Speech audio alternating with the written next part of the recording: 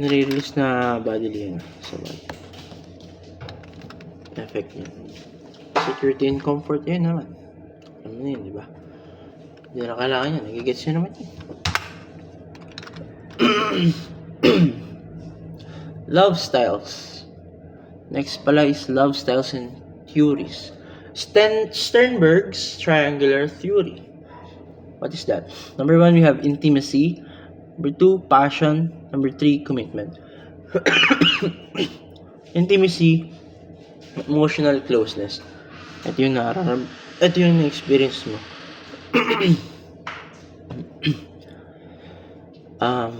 Intimacy, not just being close with physical, but also emotional closeness.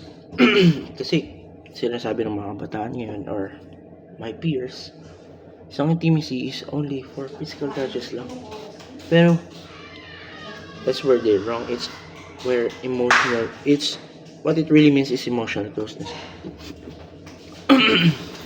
Pero, ayun nga, malalaman nyo yun. Siguro naman na-experience nyo yun, di ba si? Number 2, passion.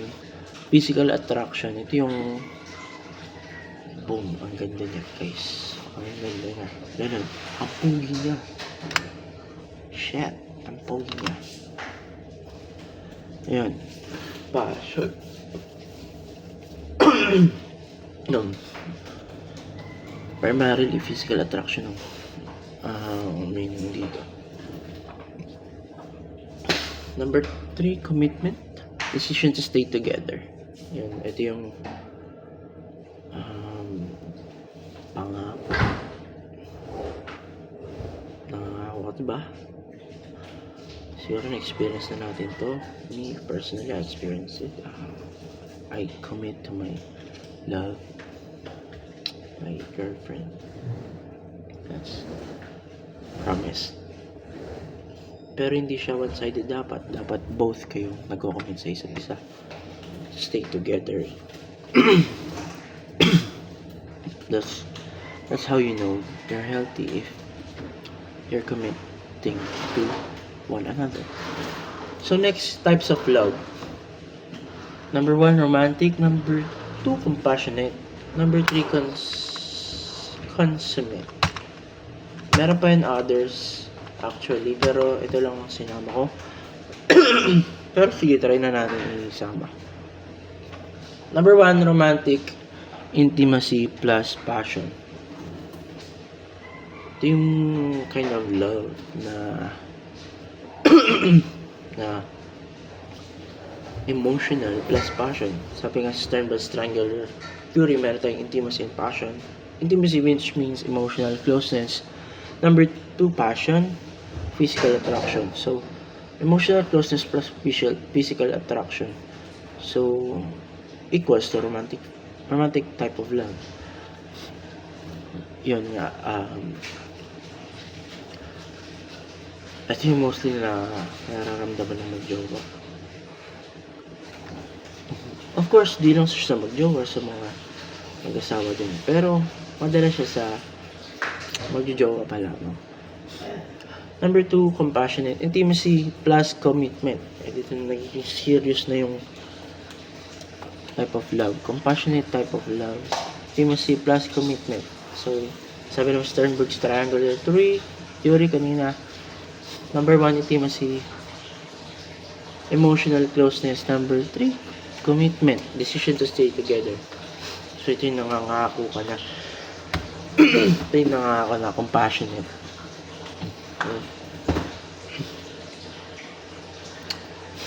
May commitment na kayo sa isa ng partner. So, number 3, we have consummate all 3 components: intimacy, passion, and commitment. So, ito yung dapat na ito yung pinaka-the best type of love na binibigay ng mag-asawa. Dapat ito yung nararamdaman nila, or yung type of love na na-experience nila sa isa't isa. Consummate equals all 3 components: intimacy, passion, and commitment. So, emotional closeness, physical attraction, and decision to stay together. Hindi lang sa pagiging close, meron ka din dapat na-attract ka din. Of course, dapat pag na-attract ka, dun sa passion nga dapat mo actually. Pero sa pagiging closeness nyo, physical attraction, nagkakaroon ng pagsasama, nagkakaroon kayo ng bond, emotional closeness, and 3, committing. Pag kayo nag-commit na kayo sa isa't isa. So, ayun. So, meron pa ditong types of love. Wait, hanapin ko yan. Mamaya na yung conclusion. Hanapin natin.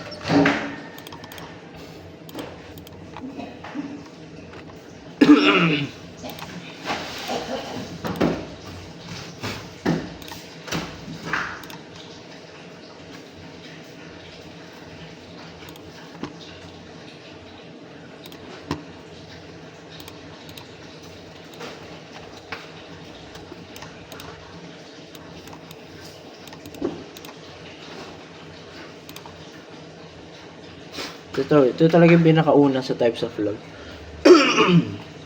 By Robert Sternberg noong 1986. Ito yung sabi niya, una, liking, which means intimacy. Wait lang, paano ba natin yung full screen to? Present, yan. Number 1, intimacy. This involves emotional intimacy and has no passionate intention for long-term commitment. It is just for friend relationship. So, ito yung stage or type of love na na-experience mo while growing up. Yes, may nagugustuhan ka. I like this girl, I like this boy. So-called liking, crushing, or something like that. So number 2, we have infatuation. From the word itself, hindi siya nagtatagal. Passion. Ito yung sa triangular love of Robert Sternberg, ito yung pangalawa. Infatuation. This is associated with high degree of physiological arousal, also called as love at first sight, and may fade quickly. So, parang pinagsama siya dun sa number 1. Pero yun, yung number 2, especially for love at first sight, yun lang, attract ka lang sa kanya at momentarily it this may result in pagkatapos agad. Yes. Fade. Dito, sabi dito, fade quickly. Love at first sight. So, na-attract ka lang sa kanyang physical while not knowing her whole self. Number 3, we have empty love. Excuse me for my voice. I'm sick. I have cough and phlegm.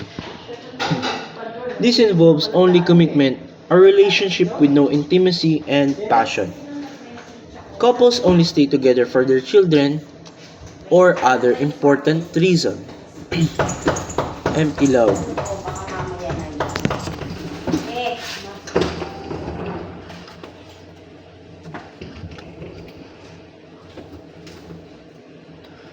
So number 3, we have empty love. This involves only commitment, sabi nga dito. A relationship with no intimacy and passion. Couples only stay together for their children or other important reasons. So ito yung nagaganap in partnered with infatuation. Pag may naganap sa inyo, yun. Sobrang love at first sight, physiological arousal, empty love, may nagaganap. So sana wag naman. Empty love na ayun, nabuntis mo siya, may karapatan ka dun sa anak, so may gampanan ka dun. Empty love siya, wala na, nag-fade na yung love na naramdaman mo nung una. So nag-stay ka na lang kasi may naganap or may nagawa kayong kid. Sana wag naman nagganito yung mga may experience niya. So number 4, we have romantic love. Sabi nga kanina, di ba? Passion and intimacy. This is characterized by emotional intensity and sexual excitement. The experience of passionate love may be positive and negative. Discuss na natin yan kanina. So, ito na tayo sa 5. Companionate love. Intimacy and commitment. It is experience in long, deeply committed friendship or marriage where passion has faded. This is more durable than romantic love and may grow over time. Deeply committed friendship, companionate, sa pag nakakasama mo, yun, nabubuo yung pagsasama nyo, yung experience nyo, hindi mo siya na magkakaroon ng love. It's more durable. Sabi dito, it is more durable than romantic love and may grow over time. So, sa pagkakasama nyo, pagiging body-body nyo. So,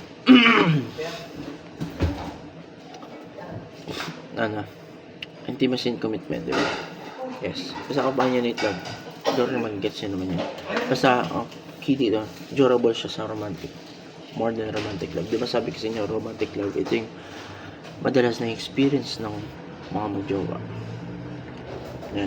So, mas durable yung companionate love because body-body, like that, nagkakaroon ng deep connections, deep committing friendship. And number 6, fatuous love.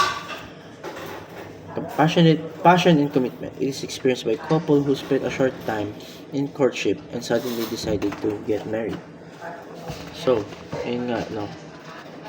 Fatuous love. Nagkaroon ka ng likeness, crushing, infatuation, this is a babaeng to. Pero you want to get serious agad. Parang hindi mo na napag-isipan ng matagal. Spend lang ng short time kayo with each other. Nag-decide ka na agad or nag-decide kayo agad na magpakasal. Yun yung fatuous love. So, mabilis na mag-fade. So, sana huwag ito mangyari. Choose your partners wisely and and consider your health, mental health as well. So, kasi nakakasakit ng ulo. Legit. Sana wag naman talaga. Kasi, ayun, spend a long time. Kung kayo naman talaga, kayo. So, huwag kayo magmadali. Get to know each other well to decide, and after a long time decide kayo mag-marry, tulad mo talaga yung isa't isa. So, number 7, consummate love. Ito yung last kanina sa discuss ko kanina dun sa PPT. Passion and intimacy and commitment. 3 types of love ni triangular theory ni Robert Stenberg. There exists a healthy balance of components shared by couples considered ideal for each other. So, as discuss na ulit, ideal for each other to sa mga mag-asawa, sa mga dapat couple, sa mga opposite, yung ideal na type of love na dapat na experience. Kasi dito lang. So, dito yung commitment, intimacy, and passion. Wala ka nung dapat idagdag.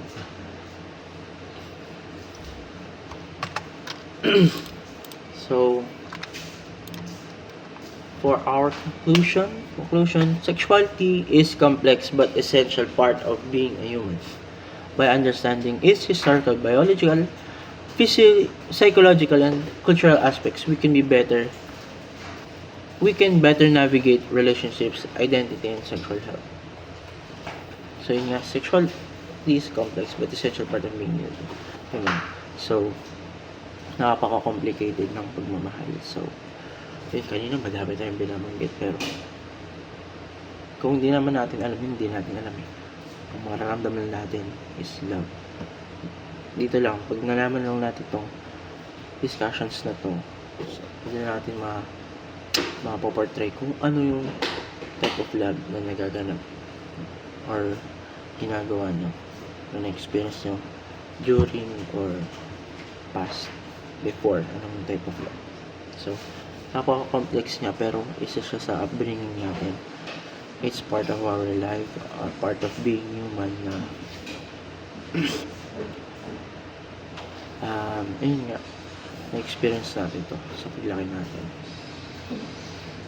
By understanding its circle, biological, psychological, we can better navigate relationships. So, pero pag inaral natin to,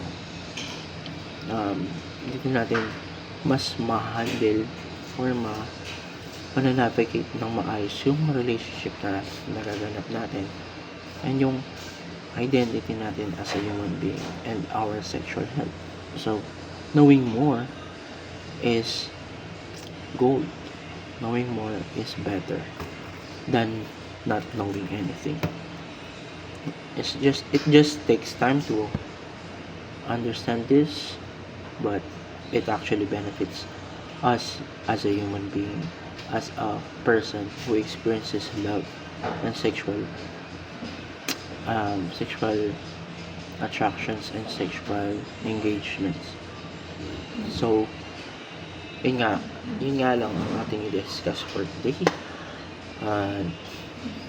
Thank you for listening and hope you all learned a lot, or you'll learn something from it.